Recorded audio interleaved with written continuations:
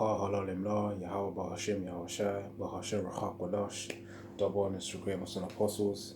I thought that Yahweh, I thought that Yahushai, forgive me the power to keep making this video, keep making these videos, and also for the Akim and Akwaf to keep persevering in Esau's kingdom. Obviously for us to keep coming closer and closer to Yahweh Hashem Yahushai. As you can tell from the title, this is where I talk about Yahweh basically teaching Yasharallah how we should execute judgments, because we know that in the kingdom we'll also be executing judgment in we'll be executing judgment on the heathens, but also this is just between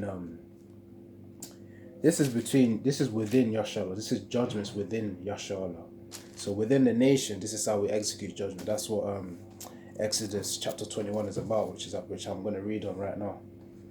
But yeah, man, these are also the judgments of which Yahweh Hashem Yahushai said earlier on in a few chapters before Exodus chapter 21, a few chapters before that, Yahweh Hashem Yahushai was saying that we are listening to his judgments or his statutes. So clearly, that's why he's going to judge us for basically not listening to his judgments. Which is only a small thing as well. We also sinned as well, and also there are other reasons such as that sin, not listening to the judgments, not executing them properly or ignoring them, and ultimately disobeying Yahweh Hashem Yahushai. That's pretty much why the curses of Deuteronomy 28 were upon us. But anyways, focusing on Exodus chapter 21, this is basically how judgments is executed within Yasharallah. Salak. Okay, Exodus chapter 21. Let's see, what verse should I read? I mean, to be honest, in Yasharallah, when we're in the kingdom, we're not going to be serving each other. You won't see any Hebrew Israelite serving another Hebrew Israelite. Because the thing is, obviously, that's the kingdom. We'll have the heathens doing it anyways. The heathens will be our servants. So, I think I'll skip the one that talks about, if thou buy a Hebrew servant, 6 years he shall serve, and in the 7th he shall go out free for nothing. So basically, that was basically back in the day when probably Israelites could serve other Israelites, back in the times of Exodus. So but that's basically Exodus chapter 21 verse 2. But Akim Akwaf, if you want to read it, you can read it. But let me get to the main part. I think this video might be short too. Let's see. I may actually read it. I'll probably just do a whole lesson on Exodus chapter 21. So Exodus chapter 21 verse 2, it says, if thou buy a Hebrew servant, 6 years he shall serve, and in the 7th he shall go out free for nothing. So basically, he doesn't have to. 6 years he has to serve the other Israelite, because obviously this is a Hebrew servant serving another Israelite. Because it says, now these are in Exodus chapter 21 verse 1, it says, now these are the judgments which thou shalt set before them. So obviously before Yasharallah. And one of them is obviously when getting another Israelite servant, another Hebrew servant. That Hebrew servant has to serve 6 years. Then after on the 7th year, they should be allowed to just go freely for nothing. Basically, they don't have to pay any other service or work. After working and providing that service for 6 years, that was basically the 7th year is when they're allowed to go free and just live their life really. But those were the times of Exodus. But as I said, in the kingdom, you won't see any Israelites serving other Israelites, because as I said, the heathens are going to be serving us. Yeah, Also for you, New Akim, New Akwaf, Khan means okay or yes. Salak means forgive. Salakia means forgive me. And Khan, I literally just said it. Khan means okay or yes. So,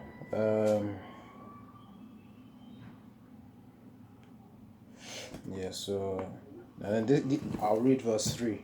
So verse 3, it says, if he came in by himself, he shall go out by himself. If he were married, then his wife shall go out with him. So basically, actually, wait. Let me read verse 4 just to see. If his master have gone him, okay, that's something different. So verse 3, I'll read it again. If he came in, it's talking about that Hebrew servant, or which was hired by a master Israelite. So this is what's going to happen. Verse 3, if he came in by himself, the servant, he shall go out by himself. If he were married, then his wife shall go out with him. So obviously, the 7th year when the Hebrew servant has finished serving the other 6, and if he got married during those 6 years, or the 7th year, him and his wife can go out freely. That's simply what it means. And it says in verse 4, if his master have given him a wife, and she have borne him sons or daughters, the wife and her children shall be her master's, and he shall go out by himself. So basically, I think through the Spirit, Yahweh Tazal, if the master was infertile, so to say, and he had a servant who is fertile, who can basically produce semen and sperm to reproduce, then the servant will probably lie with the wife. It's a lot weird. God, I had to read that again just to see, because I don't want to go off. But obviously, if Akim want to correct me, let them correct me, because obviously I'm still learning. I'm still new, obviously just 1 year into this truth. But anyways, let me continue. So it says in verse 4, it says, if his master have given him a wife, and she have borne him sons or daughters, the wife and her children shall be her master's, and he shall go out by himself. Oh, okay. I mean, I read it yesterday, but clearly Spirit revealing stuff now, that understanding. So basically, if the servant has a wife and gives birth to children, the wife and the children belongs to the master, essentially speaking. And he shall go out by himself. So obviously the servant would then have to leave his wife and his children to go out by himself. But only if the wife, that means in verse 3,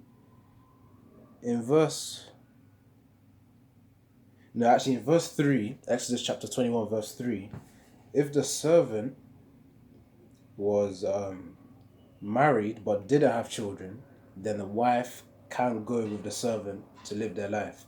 But if the servant basically had children with the wife whilst married, obviously, then the wife and the children are given onto the masters so that they can look after themselves. I mean, that's the reason I can think of right now, for the wife and the children of the servant to be given to the master, who is above the servant, obviously. And clearly he would have the resources to look after the wife and children. Now, let's moving on to verse 5. It says, and if the servant shall plainly say, I love my master, my wife, and my children, I will not go out free. Then this is basically the judgment that you're supposed to execute. Let's say if you were the master of this servant, this is the judgment that you would execute. This is the action you would take to say. Yeah, I think that's basically what it means. This is the judgment. In other words, the action you would take in order to deal with this servant. If you go to verse 6, this is it. It says, then his master shall bring him unto the judges, and he shall also bring him to the door or unto the doorpost, and his master shall bore his ear through with an awl, and he shall serve him forever. So basically that when it says, and his master shall bore his ear through with an awl, and he shall serve him forever. So basically until death. If that servant really likes his master, his wife, and wants to keep, I think, his children and all, and his children, can't, as it says in verse 5, if it says, I'll read verse 5 again. And if the servant shall plainly say, I love my master, my wife, and my children I will not go out free. This is a judgment mentioned in verse 6. Just let me skip to the part. In verse 6, within verse 6, if I skip a little bit, it says, and his master shall bore his ear through with an awl, and he shall serve him forever. So like, let me actually research the definition of bore and awl quickly. Yeah. So the definition of bore, so it says in verse 6, and his master shall bore. When it says bore, it's basically like a twisting motion into the ear. A twisting motion, like let's say you have something that you can pierce into, a twisting motion whilst inserting it.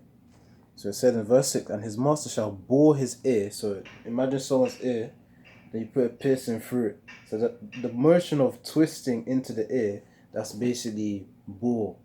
Like you're boring into the ear. Bore is basically the word.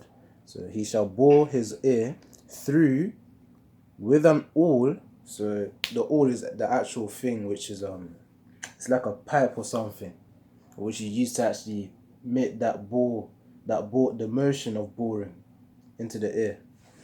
So it says, and his master shall bore his ear through with an awl, and he shall serve him forever.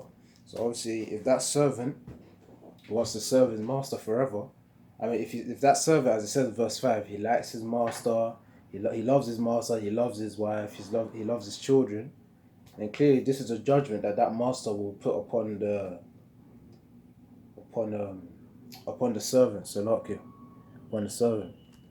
So that judgment right there is the action to take if a servant doesn't go like the original route that they're supposed to go through. That, as I said before, the original route is the 6 years to serve the master. Then the 7th year is when the servant is allowed to go free. But if they don't want to be free, then the judgment, which is the action to be taken, is the piercing through the ear, basically, with a pipe or whatever type of awl. I mean, in the scriptures it's called awl, and this is the King James version, as I always read from.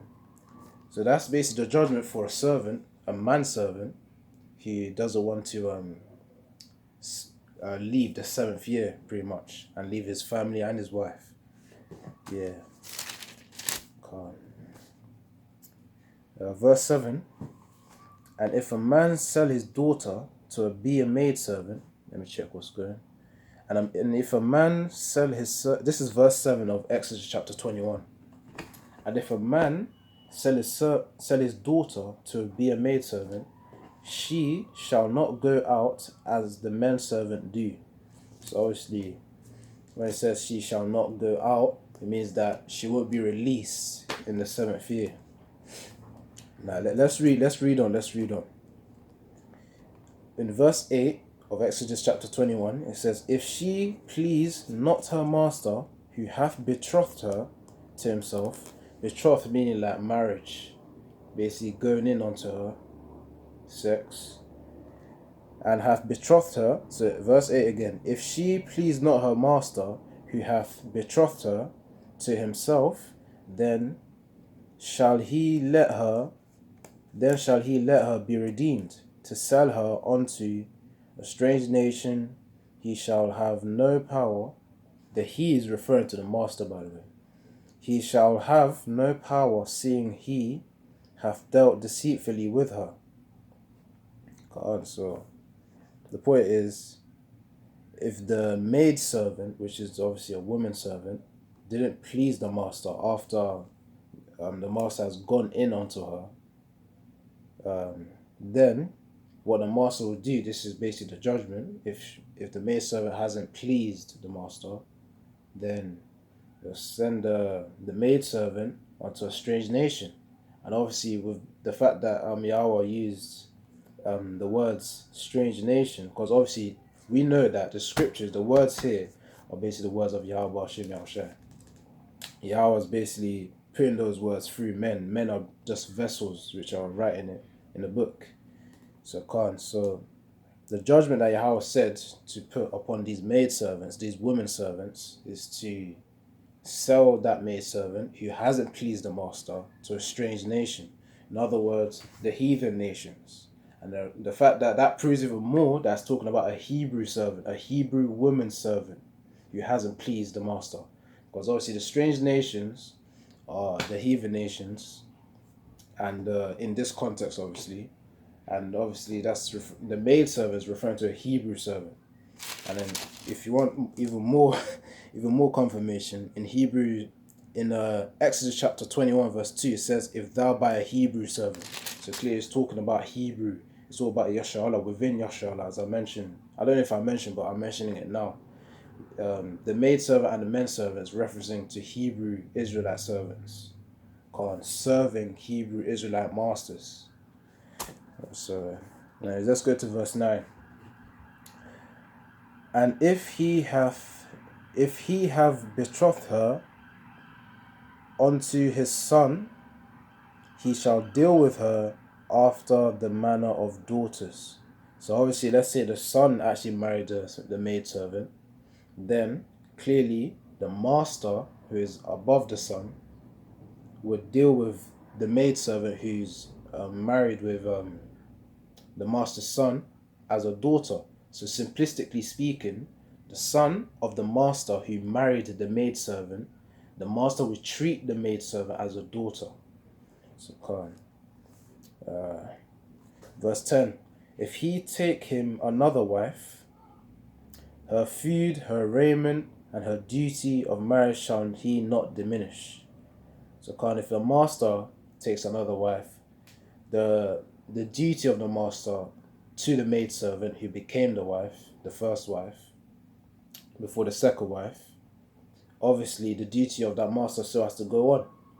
And just as a reminder, the duty basically is, wait, let me see. Well, basically just to look after her, really. Just to look after her and to make sure that she's still pleasing to the master.